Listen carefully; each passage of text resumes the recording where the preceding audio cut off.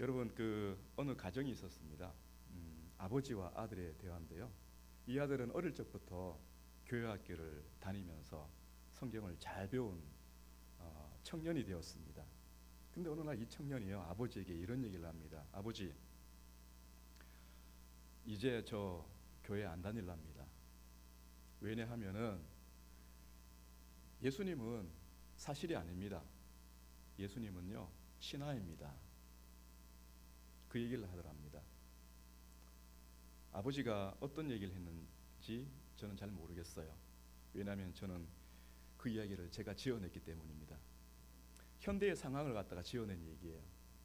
여러분 2008년에 SBS에서 신의 길 인간의 길이라는 그 다큐를 보셨는지 모르겠습니다. 그 내용이 어떤 내용이냐면요. 예수는 신화이다, 신화적인 존재이다, 사실이 아니라고 합니다. 그 이야기를 갖다가 방송에서 그렇게 내보낸 것이에요. 나중에 알고 보니까 이 방송을 기획한 PD가 어떤 책을 참고를 했는데요. 예수는 신화다라는 이 책을 참고로 해서 이 방송을 기획했다라고 합니다. 그래서 기독교뿐만 아니라 여러 종교가 진리에 이를 수 있는 종교가 될 수 있다라는 그것을 가르치는 것이죠. 그런데 사실 이 예수는 신화다라는 이 책은요 어떻게 만들어진 책이냐면은 이집트에 니가 한마디라는 그 지역이 있는데요. 이 지역에서 여러 개의 문서가 발견됐어요. 이 여러 개의 이제 문서가 나가 한마디라는 이 지역에서 발견이 되었는데 이 내용이 뭐냐면은 영지주의자들이 기록한 문서예요. 여러분 설교를 들으시다 보면은 뭐 고린도전서라든지 아니면은 골로새서라든지 아니면 요한 1서의 이 설교를 듣다 보시면은 설교 가운데 그 성경 본문 가운데 영지주의에 대한 주의를 요구하는 그런 내용이 있지 않습니까? 그 내용이 뭐냐면은 이 영지주의자들은요 영적인 지식을 추구하는 사람들이었어요. 근데 이 사람들은요 원래 자기네들이 가지고 있는 오리지널한 그 신학이 없어요. 교리가 없어요. 어떤 내용이냐면은 자기가 생각하고 있는 그 신화에다가 기존의 이제 뭐 그리스 신화라든지 아니면 고대 신화에다가 그 지역에 있는 여러 종교의 내용들을 갖다가 섞는 거예요. 그래서 뭐 기독교 영지주의뿐만 아니라 유대교 영지주의도 있었다는 것입니다. 그 유대의 어떤 영지주의 보면은 뭐 엘로힘이라든지 여호와라는 그 신의 이름이 나와요. 그런데 그런 어떤 신의 이름을 얘기하지만은 성경의 신하고는 전혀 달라요. 마찬가지로 예수님에 대한 얘기도 다르다는 것이에요. 예수님은 그리스 신화에 나오는 하나의 제우스 신과 같은 그런 인물일 뿐이다 라는 것이죠. 그래서 이 문서를 근거로 해서 만들어진 책이 뭐냐면은 예수는 신하다라는 그 책이고, 이 책을 근거로 해서 SBS에서 신의 길 인간의 길이라는 이 다큐를 만들어낸 것이 바로 그런 내용이라는 것이죠. 여러분 지금의 이 시대에는요 적극적으로 기독교를 반대하는 그런 상황이에요. 그냥 예전에 우리 부모님의 세대, 저희 부모님의 세대는 뭐 예수를 믿는 것이 옳다 그르다, 아니면 기독교가 진짜다 거짓이다, 뭐 불교의 부처나 다를 바가 뭐 있느냐, 그런 것들이 학술적으로 나온 것이 없어요. 그냥 내 종교가 아니기 때문에, 내가 믿는 신이 아니기 때문에 그냥 반대한 것이에요. 반대한 것이죠. 근데 지금은요 그렇지 않아요. 여러 가지 역사적인 고고학적인 증거를 가지고 예수에 대해서 반론을 내고 있어요. 대표적인 것이 바로 이 나가 한마디에서 발견된 이 문서를 가지고 많이 얘기를 하고 있는 것이에요. 그러면 여러분에게 제가 질문을 한번 해보겠습니다. 이러한 상황 속에서 우리가 가지고 있는 신앙의 진리가 사실이라는 것을 우리가 어떻게 확인하고 어떻게 그것을 보존하고 어떻게 우리가 경험할 수 할 수 있느냐라는 것입니다. 여러분 우리가 가지고 있는 신앙의 진리가 역사적인 사실이라는 것을 우리는 이미 다 배웠어요. 성경을 통해서, 그리고 성경 공부를 하면서. 그런데 중요한 것은 그것을 논리적으로, 그리고 논리적인 그런 내용을 가지고 우리의 삶 가운데 경험할 수가 있느냐라는 것이죠. 여러분 어떻게 생각하십니까? 그냥 기적적인 것들, 예수님의 말씀은 성경에 기록된 그 상황 속에서 주어진 것이고, 우리는 단지 그 말씀에 대한 교훈을 가지고 살아가는 것뿐일까요? 만약에 그렇게 된다면은 우리 기독교 역시 마찬가지로 불교의 경전이나 이슬람의 경전이나 유대교의 경전이나 다를 바가 없어요. 오늘 말씀이 그것을 우리에게 가르치고 있습니다. 누가는 이방인 데오빌로에게 무엇을 처음으로 전달하고 있습니까, 여러분? 우리 중에 이루어진 사실이라고 그렇게 얘기하고 있거든요. 사실, 무엇이 사실일까요? 어떤 내용이 사실입니까? 그렇죠. 예수 그리스도에 관한 내용입니다. 한번 살펴보도록 하겠습니다. 예수 그리스도에 대한 이 사실을 얘기하기 위해서 데오빌로가 알았으면 좋겠습니다. 당신이 알았으면 좋겠습니다. 이 사실을 알고 더욱더 확실히 아는 상태에서 신앙생활을 했으면 좋겠습니다라고 하는 것이 오늘 읽은 내용이거든요. 그러면은 이 내용을 설명하기 위해서 누가는요, 특별히 모든 누가복음의 전체가 그렇지만은 예수님의 말씀으로 아주 요약한 부분이 있습니다. 그것이 어디 있냐면은 누가복음 24장 44절 말씀인데요. 제가 읽어드리겠습니다.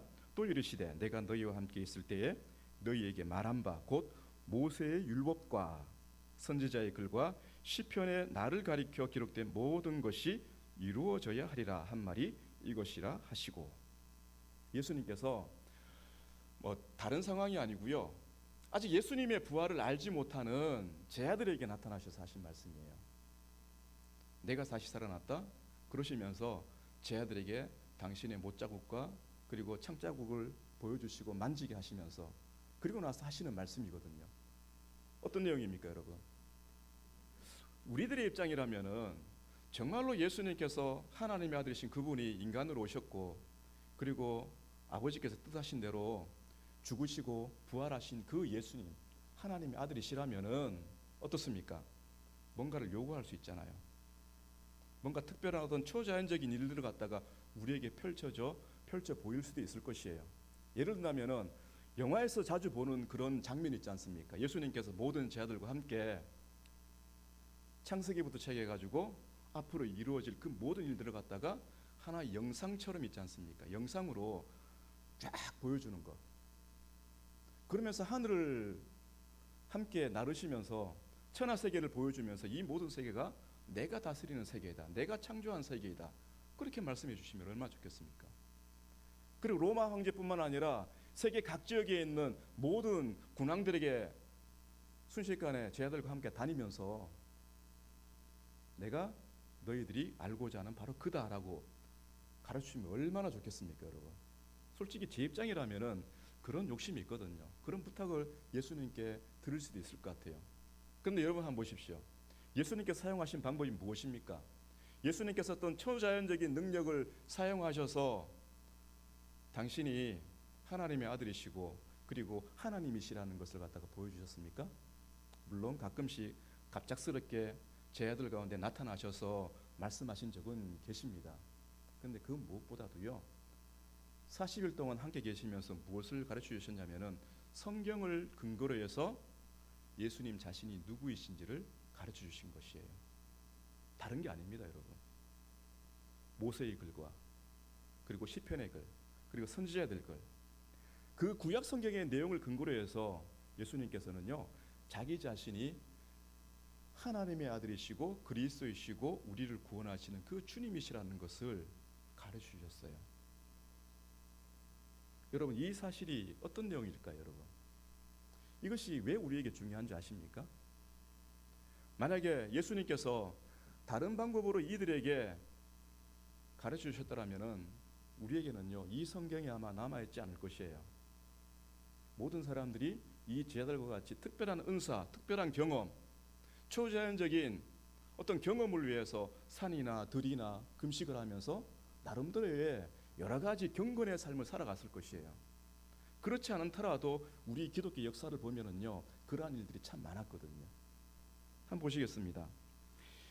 부활하신 예수님께서 이렇게 성경을 근거로 하신 성경을 근거로 해서 자기 자신을 갖다가 증명해 주신 것은요, 예수님뿐만 아닙니다. 하나님께서도 역시 동일한 방법으로 우리 사람들에게 하나님을 신앙해야 될 그 내용이 무엇인지를 말씀으로 가르쳐 주셨습니다.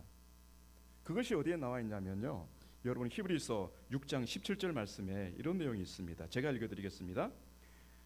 하나님은 약속을 기업으로 받는 자들에게 그 뜻이 변하지 아니함을 충분히 나타내시려고 그 일을 맹세로 보증하셨나니. 자, 여기 중요한 단어가 두 개가 있습니다. 약속과 맹세예요.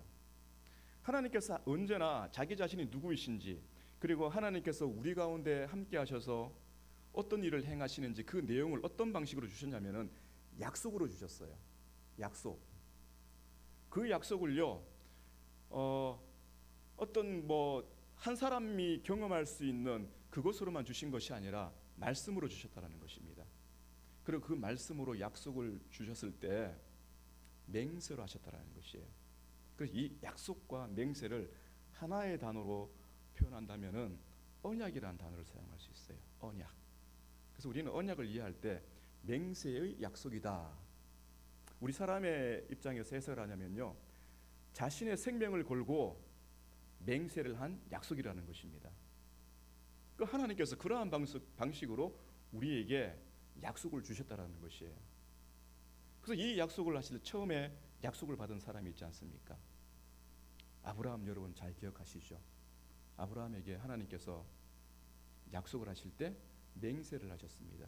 짐승을 잡아서 그 짐승들을 가르고 그 사이에 횃불이 지나갈 때 하나님께서 그것으로 언약을 맺으시고 그 언약의 내용 가운데 이삭을 약속하셨고, 그리고 그 이삭을 통해서 한 후손이 태어나는데 그 후손이 누구냐면은 그 구약에서 기다리고 있는 메시아, 그 메시아 한 사람을 통해서 천하 만민이 아브라함과 같이 믿음으로 복을 얻게 되는 그 약속을 하셨다라는 것이거든요.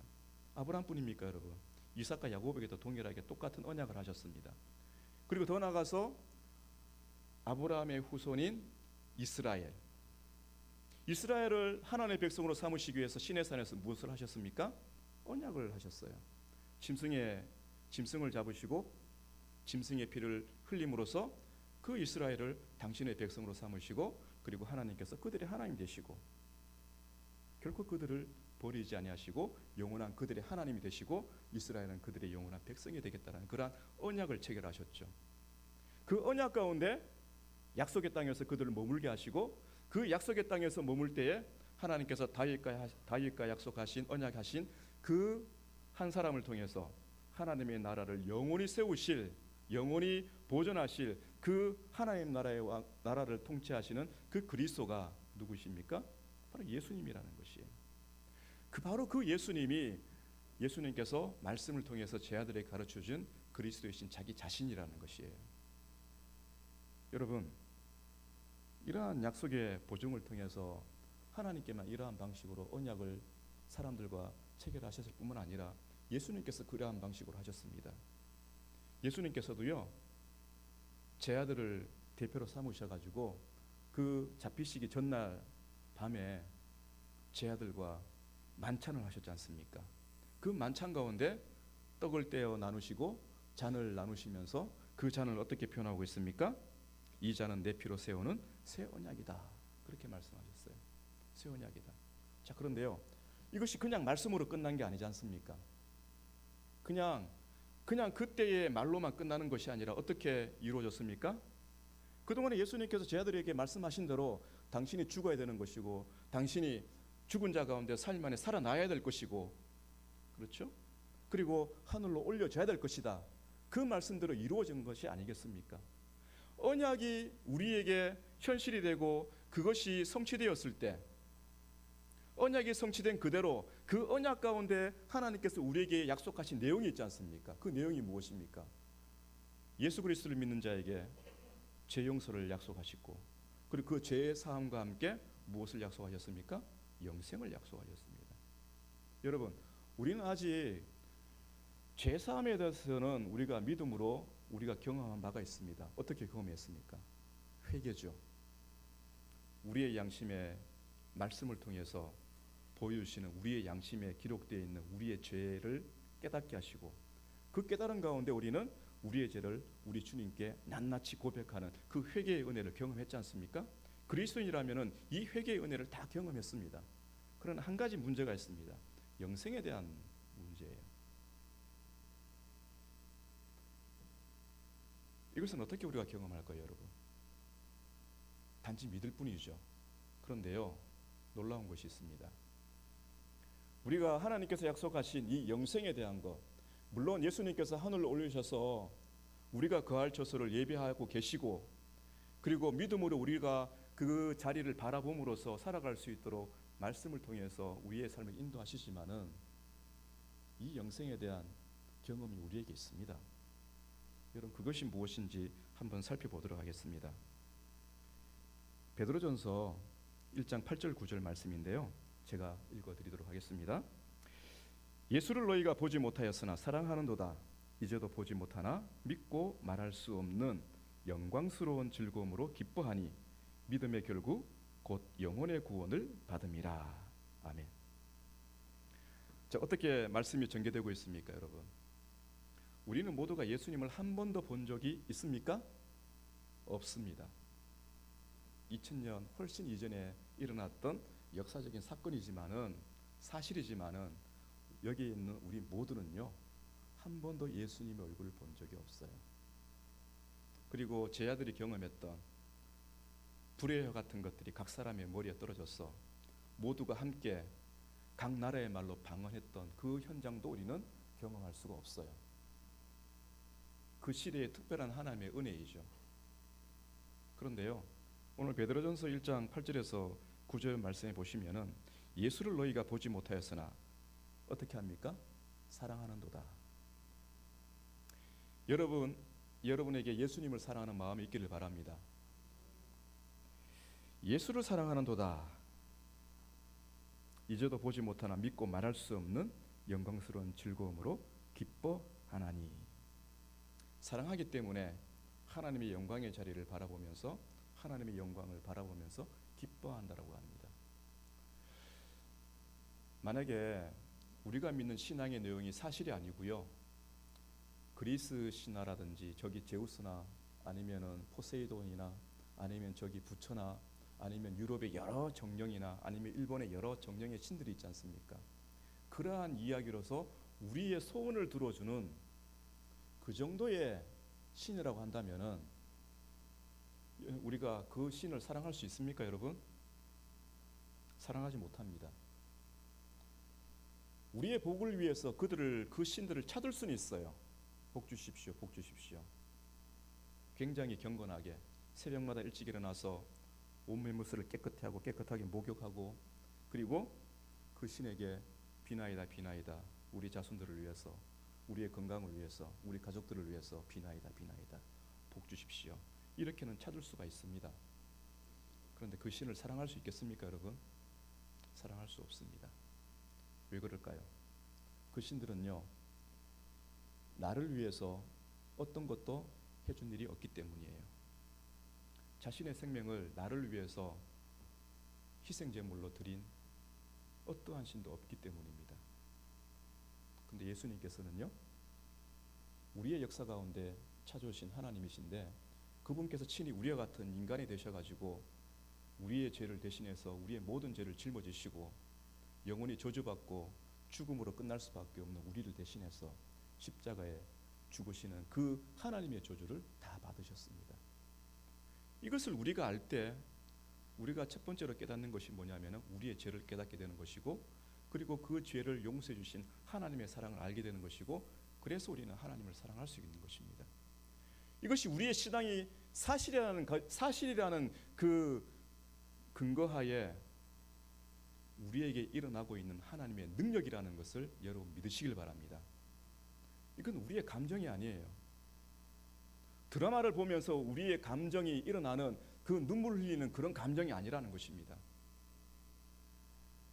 하나님께서 우리를 사랑하셔서 우리에게 우리의 마음에 감동을 주셔서 우리의 영혼의 눈을 밝혀주셔서 그 하나님의 사랑과 하나님의 영광스러운 그 모습을 바라볼 수 있도록 십자가라는 그 역사적인 상황을 우리에게 보여주셨기 때문에 우리에게는요, 하나님의 능력을 통해서 새 사람이 되는 그러한 은혜를 경험할 수가 있다는 것입니다, 여러분. 그래서 영광스러운 즐거움으로 우리는 살아갈 수 있는 것이에요. 제가 오래전의 일이에요. 제가 목사 안수를 받았던 교회입니다. 온산교회입니다. 울산 남로의 온산교회인데 그곳에 처음으로 이제 그 강도사에서 목사 안수를 받고 사역을 할 때 이런 분을 만났습니다. 어려서 예수님을 믿었지만은 청년이 되면서 교회를 멀리하고 그리고 그 멀리하는 가운데 신이 내렸습니다. 신이 내려서 계속 그 신이 자기에게 요구를 합니다. 내가 시키는 대로 해라. 그리고 내가 시키는 대로 다른 사람에게 점을 쳐주라는 얘기예요. 무슨 말씀인지 이해하시겠죠? 이미 결혼을 했습니다. 두 아이의 어머니예요. 근데 그 여성분을 제 아내가 만났어요. 병원에서. 그때 제 큰아이가 있었는데 갑자기 아파서 병원에 이제 데려갔는데 그 여성분을 만나게 되었거든요. 그래서 서로 얘기를 하면서 이제 다시 신앙생활을 하고 예수님의 이름으로 그러한 이 신들림이 사라질 수 있도록 우리 함께 기도합시다라고 하면서 이제 저와 제 아내가 함께 교회 가운데 우리 권사님들의 그 기도의 시간이 있었거든요. 권사님들이 모여서 기도하는 시간인데 그 권사에서 함께 기도 요청을 하고 같이 기도를 해나갔습니다. 그 놀라운 일이 생겼습니다. 그 여성분에게서 귀신이 나갔어요. 괴롭힘이 사라졌어요. 그리고 그분이 이제 교회에 꾸준히 출석하시면서 이제 원래의 신앙생활을 회복하시고 그리고 시간이 지나서 집사의 직분을 가지게 되었습니다. 더 놀라운 것이 있어요. 저희들이 함께 기도하면서 그 남편에 대한 기도도 했거든요. 남편분도 예수님을 믿고 신앙생활 할 수 있도록 계속 기도했습니다. 근데 기도하는 가운데 그분이 이제 일하는 가운데 죽는 꿈을 꾸게 되었어요. 사고를 당하는 죽는 사고를 당하는 꿈을 꾸게 되었어요. 그래서 제 아내가 그 여성분에게 그 성도님에게 가서 이 사실을 알려주고는 같이 기도합시다. 남편분에게 큰 일이 생길지도 모르겠습니다. 함께 기도했어요.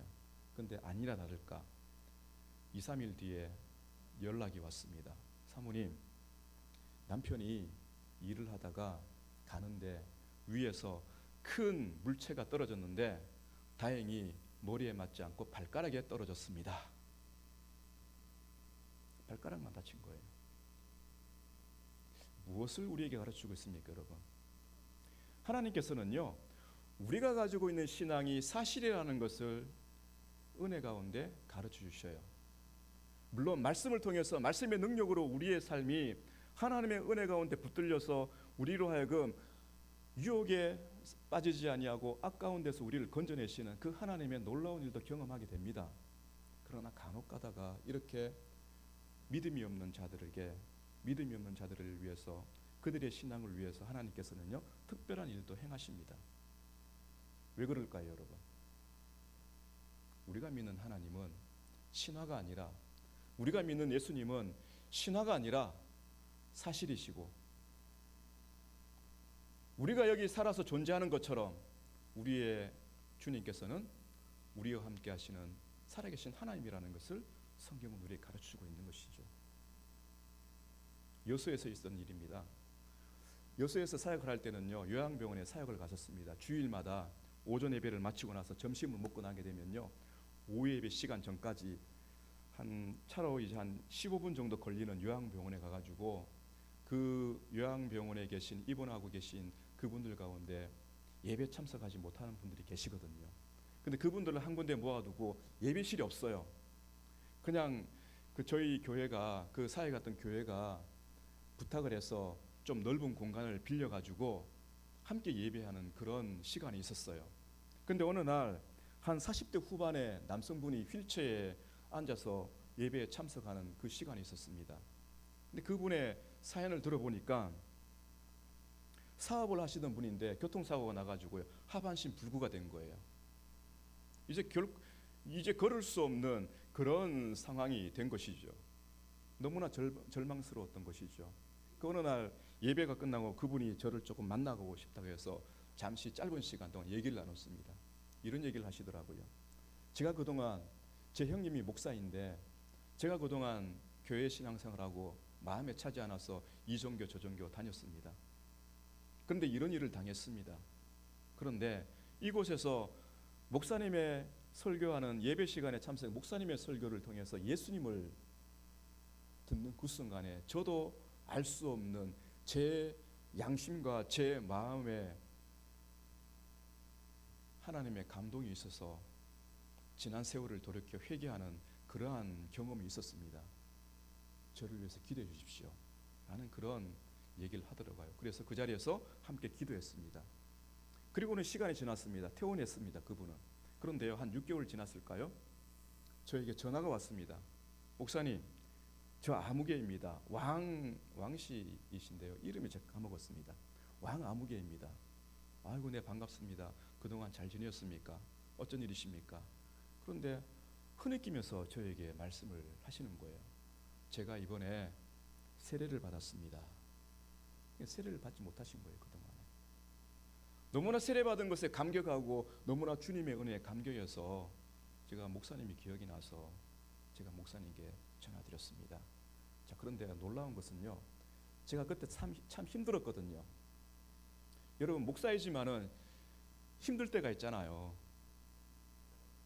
마음에 차지 않는 신앙의 그 일들 때문에, 여러 가지 일 때문에 참 힘들 때가 있거든요. 그래서 기도를 했습니다. 하나님, 제가 이 사역을 계속 해야 되겠습니까? 너무 힘듭니다. 어떻게 하면 좋겠습니까? 그러한 기도를 하고 있는 와중에 그분에게 그런 전화가 온 것이에요. 그 전화를 받고 나서 제가 딱 느낀 것이 있습니다. 부족하지만은 사람의 능력이 아니라 사람의 입술로 하나님께서 말씀하실 때 하나님께서는 일을 하신다라는 것이에요. 거기서 제가 힘을 얻었습니다. 사랑하는 성도 여러분, 하나님께서 살아계시고 하나님께서 지금 여기에 우리와 함께 하시는 사실로 존재하시는 하나님이시기 때문에 말씀이지만은 하나의 경전으로 끝나는 것이 아니라 이 말씀이 우리를 살리게 하시고 이 말씀대로 살게 하시고 또 이 말씀대로 우리로 하여금 영생으로 인도하시는 그 하나님의 은혜가 있다는 것을 여러분 믿으시길 바랍니다. 그렇지 않은 사람들은요, 이렇게 살지 못합니다. 그렇지 않은 사람들은요, 자기가 원하는 대로 살아갑니다. 예수가 신하라고 생각한다는 사람들은요, 자신의 삶을 자기가 원하는 대로 살아가요. 자기가 세운 기준이 행복하고 자기의 어떤 성공이 진리가 되는 것이고 자기의 삶의 낙이 진리가 되는 것이요. 이것이 인생이 아니냐. 말하자면은 신의 물이 있지 않습니까? 신의 물 위에 떠다니는 낙엽을 여러분 흔히 보지 않습니까? 마치 그 낙엽이 그냥 신의 물이 흘러가는 대로 살아가면은 그것이 행복이고 진리가 아니냐. 그렇게 행복하게 살아가다 보면은 저 세상에서도 우리가 행복하게 살 수 있지 않을까. 그렇게 생각하는 사람들이 신화 가운데 살아가는 사람들이에요. 그러나 여러분, 하나님께서는요, 예수님을 통해서 우리의 인생이 신의 물 위에 떠다니는 그런 낙엽과 같은 인생이 아니라고 가르쳐주십니다. 아무리 힘들고 아무리 환난 가운데 있고 아무리 슬픔이 있고 아무리 다른 사람들과 비교해서 행복이 조건이 없다 할지라도 우리 한 사람 한 사람의 인생은 어디에 있습니까? 하나님의 영광 가운데 빛나는 생명이라는 것을 주님께서는 오늘 말씀을 통해서 우리에게 가르치고 계신다는 것이죠. 여러분들의 삶이, 여러분들의 생명이 하나님의 영광 가운데 빛나는 생명이라는 것을 믿으시고 그 하나님을 영원토록 즐거워하고 기뻐하며 살아갈 수 있는 우리 모두가 되시기를 주님의 이름으로 축복합니다. 기도하겠습니다.